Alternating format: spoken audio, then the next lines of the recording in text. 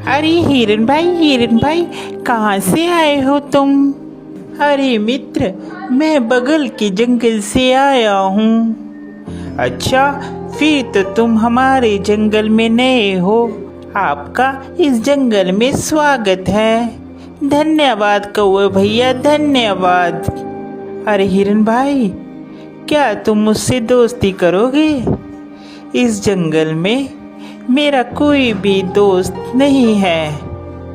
क्यों नहीं कौवे भैया, मैं आपसे ज़रूर दोस्ती करूँगा। कौवे और हिरन की दोस्ती हो जाती है।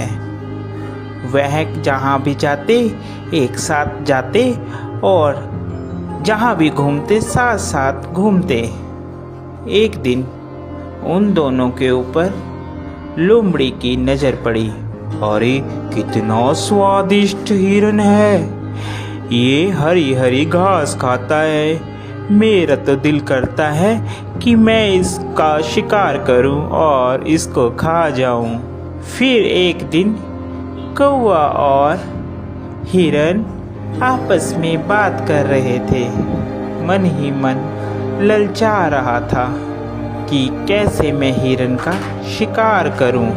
एक दिन कौवा किसी काम से कहीं गया हुआ था और उस दिन हिरन अकेला था। मौका देखते ही लोमड़ी कौवे के पास गई। अरे नमस्कार हिरन भाई, कैसे हैं आप? मैं तो ठीक हूँ, तुम बताओ तुम कैसी हो? मैं अच्छी हूँ। मैं आपके जंगल में ही एक गुफा के पास रहती हूँ। क्या आप मेरे साथ दोस्ती करेंगे? अरे नहीं नहीं लोमड़ी, मैं किसी भी अनजान जानवर से दोस्ती नहीं करता। जिसके बारे में मैं जानता हूँ सिर्फ मैं उसी से दोस्ती करता हूँ। देखिए ना, इस जंगल में मेरा कोई भी नहीं है और मैं अकेली रहती हूँ। कोई भी इस जंगल में मेरा दुख सुख नहीं पूछता, कोई भी मुझे नहीं बुलाता।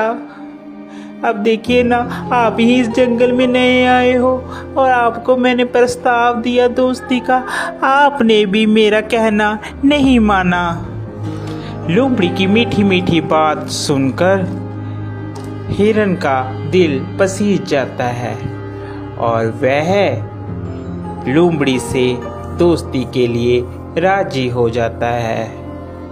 फिर लोमड़ी और हिरन दोनों दोस्त हो जाते हैं। वह साथ साथ घूमते हैं।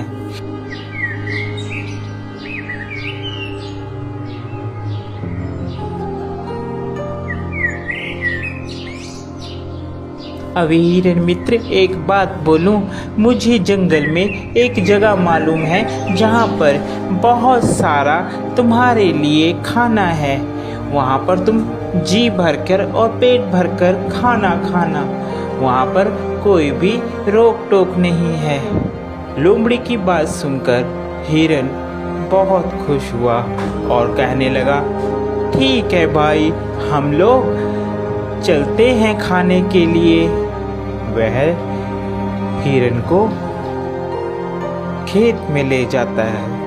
अरे वाह, इतना सारा खाना!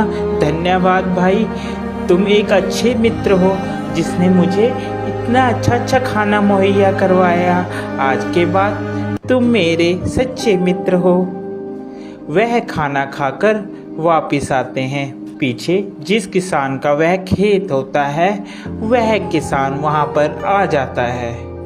अरे किस जानवर ने खाया, उसकी खैर नहीं।